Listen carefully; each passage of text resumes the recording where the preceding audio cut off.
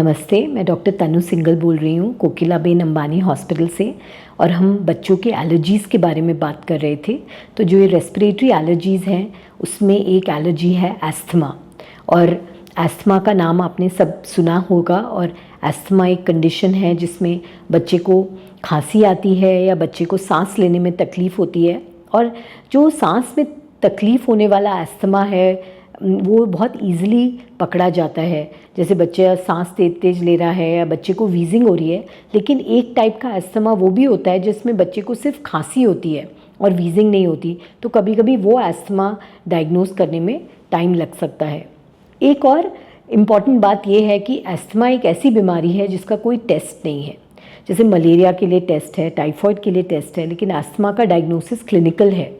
कभी कभी हम एक चेस्ट एक्सरे कर लेते हैं कंफर्म करने के लिए कि कोई और कारण तो नहीं है, बट जनरली एस्थमा एक क्लिनिकल डायग्नोसिस है। अगर हम एस्थमा का डायग्नोसिस करते हैं तो हम इसका ट्रीटमेंट इन्हेलेशन थेरेपी से देते हैं। तो इसका जो ट्रीटमेंट है वो हम ब्रोंकोडायलेटर्स से देते हैं, जैसे सैल्ब्यूटामॉल है। और ये जो हम इन्हेलेशन देते हैं हम मीटर डोज इन्हेलर्स और स्पेसर से देते हैं। जो आपने देखे होंगे वो इन्हेलर्स होते हैं जो हम एक स्पेसर के साथ अटैच करके देते हैं। और इसके बारे में लोगों के मन में बहुत ज़्यादा शंका है, क्योंकि वो नेबुलाइज़र अपने बच्चे को बहुत आराम से देंगे, पर जब हम बोलेंगे कि आप इन्हेलर दो या स्पेसर दो तो वो बहुत डर जाते हैं, क्योंकि उन्होंने पिक्चर्स में देखा हुआ है कि बच्चा इन्हेलर अगर उसको नहीं मिलता तो उसको कुछ हो जाता है। और ऐसा कुछ भी नहीं है, क्योंकि जो दवा हम नेबुलाइज़र से देते हैं वो ही हम इन्हेलर से देते हैं।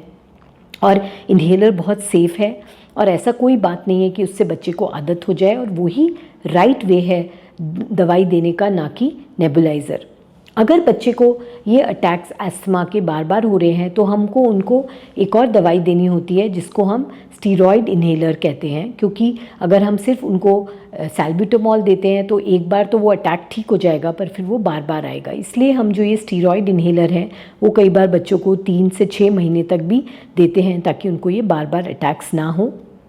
और ये दोनों दवाइयाँ बहुत सेफ़ हैं और इनको देने से बच्चे को ज़्यादा फ़ायदा है ना कि ना देने से। तो इसलिए बहुत ज़रूरी है कि आप एस्थमा को समझें और उसका सही ट्रीटमेंट अपनी डॉक्टर से सलाह लेकर दें। धन्यवाद।